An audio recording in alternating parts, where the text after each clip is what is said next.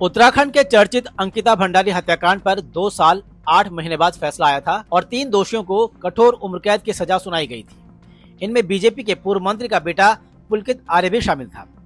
लेकिन 3 साल से ज्यादा गुजर जाने के बाद भी उस वीआईपी का पता नहीं चल पाया जिसका नाम एसआईटी के 500 पन्नों में दर्ज था। एसआईटी के 500 पन्नों की चार्जशीट में वीआईपी का जिक्र तो था, मगर नाम का खुलासा उस चार्जशीट में नहीं हुआ। इस वीआईपी के नाम के खुलासे के लिए ही सुप्रीम कोर्ट में सीबीआई जांच के लिए रिट भी डाली गई, जिस पर उत्तराखंड सरकार ने विरोध किया था और आज भी वो वीआईपी रहस्य बुना हुआ है जिसकी वजह से अंकिता की हत्या हुई। वहीं अब एक ऑडियो वायरल हुआ है जिसमें बीजेपी के पूर्व विधायक सुरेश राठौर अपनी दूसरी पत्नी या कहें प्रेमिका उर्मिला सनावर से बातचीत कर रहे हैं। इस बातचीत में गट्टू नाम के व्यक्ति और वीआईपी का एंगल का जिक्र है।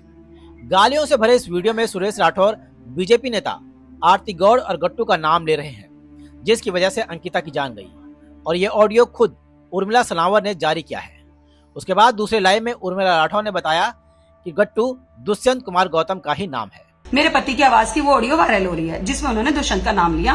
क्यों आरती गौड़ ने उस रात बुलडोजर फिरवा दिया था?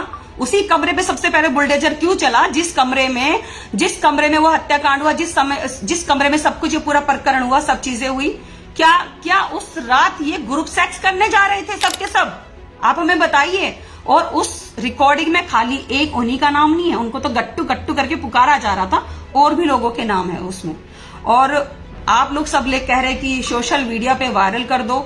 मैं वो सोशल मीडिया पे मैं तो सोशल मीडिया का बहुत बहुत बहुत आदर करती हूँ, क्योंकि मेरी जिंदगी में जितने भी न्याय मुझे मिले हैं वो सोशल मीडिया के माध्यम से ही मिले हैं। ऑडियो सोशल मीडिया पर वायरल होने के बाद उत्तराखंड की राजनीति में भूचाल आ गया, क्योंकि इस मामले में वीआईपी का खुलासा भले ही ठीक से ना हुआ हो, लेकिन इस ऑडियो ने यह बता दिया कि खासकर उत्तराखंड के इस वनतारा रिजॉर्ट में बड़े बड़े सफेद पोष अपना मुंह काला करने आते थे। कांग्रेस के प्रदेश अध्यक्ष गणेश गोदियाल ने दिल्ली में गट्टू का नाम लेकर बीजेपी सरकार पर गंभीर आरोप लगाए। गोदियाल ने वो वीडियो भी चलाया जिसमें महिला दावा कर रही है कि अंकिता की हत्या के समय वहां पर गट्टू नाम का व्यक्ति मौजूद था, जिसे वो वीआईपी बता रही है। अपनी बात आगे कहूं उससे पहले मैं चाहूंगा कि हमारे जो इस यहाँ पर असिस्ट करते हैं वो एक वीडियो मैंने उपलब्ध करा रखा है जिसने आजकल उत्तराखंड में धूम मचा रखी है पिछले 1 दिन से। जरा वो वीडियो स्क्रीन पर आप सब लोग को दिखाने का कष्ट करेंगे। वो तेरा भाई वो गट्टू, इन्होंने बोला वो तेरा भाई वो गट्टू, जिसकी तू इतनी पैरवी करती है कि वो इतना अच्छा इंसान है, वो ये है वो। उसमें इन्होंने बहुत लोगों की चीजें बोल रखी है।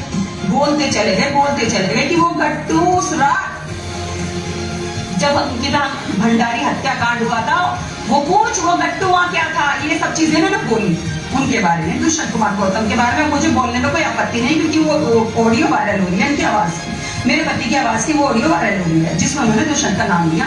क्यों आरती गौड़ ने उस रात बुलडोजर फिरवा दिया था? उसी कमरे में सबसे पहले बुलडोजर क्यों चला जिस कमरे में वो हत्याकांड हुआ, जिस कमरे में सब कुछ पूरा प्रकरण हुआ, सब चीजें हुई? क्या उस रात ये ग्रुप सेक्स करने जा रहे थे सबके सब? आप हमें बताइए। और उस रिकॉर्डिंग में खाली एक उन्हीं का नाम नहीं है, उनको तो गट्टू गट्टू करके पुकारा जा रहा था, और भी लोगों के नाम है उसमें। और आप लोग सब कह रहे कि सोशल मीडिया पे वायरल कर दो। मैं वो सोशल मीडिया पे मैं तो सोशल मीडिया का बहुत बहुत बहुत आदर करती हूँ, क्योंकि मेरी जिंदगी में जितने भी न्याय मुझे मिले हैं वो सोशल मीडिया के माध्यम से ही मिले हैं। पत्रकार बंधु वहीं इस मामले ने तूल पकड़ा तो बीजेपी नेता आरती गौड़ ने भी फेसबुक लाइव किया और अपना पक्ष रखा। वहीं इसके बाद आरती गौड़ ने पार्टी से इस्तीफा दे दिया, जबकि कांग्रेस कार्यकर्ताओं ने इस मामले पर सरकार का पुतला फूका और मामले की सीबीआई जांच की मांग की। महिला कांग्रेस अध्यक्ष ज्योति रौतेला ने कहा कि अब 2 नए दावे सामने आए हैं। एक में बीजेपी विधायक की पत्नी ने कथित वीआईपी का नाम लिया है और दूसरे में यह आरोप है कि वनतारा रिजॉर्ट में सबूत मिटाने के लिए बुलडोजर चलाया गया। रौतेला का कहना है कि इससे साफ होता है कि पूरे मामले में बड़े लोगों को बचाने की कोशिश हुई है और पुलिस ने जानबूझकर वीआईपी की पहचान छिपाई है। उधर उत्तराखंड बीजेपी की तरफ से भी प्रतिक्रिया सामने आई है। बीजेपी महामंत्री कुंदन परिहार ने कहा कि कांग्रेस इस मामले को राजनीतिक रंग दे रही है, जबकि अभी कई बातें साफ होना बाकी हैं। उन्होंने ये भी कहा कि पार्टी इस पूरे मामले को संगठन स्तर पर गंभीरता से देख रही है और अगर जरूरत पड़ी तो कार्रवाई पर भी विचार किया जाएगा। साथ ही उन्होंने चेतावनी दी कि अगर कोई व्यक्ति पार्टी के शीर्ष नेताओं की छवि खराब करने की कोशिश करेगा तो उसके खिलाफ भी कार्रवाई की जाएगी। News trial Uttarakhand.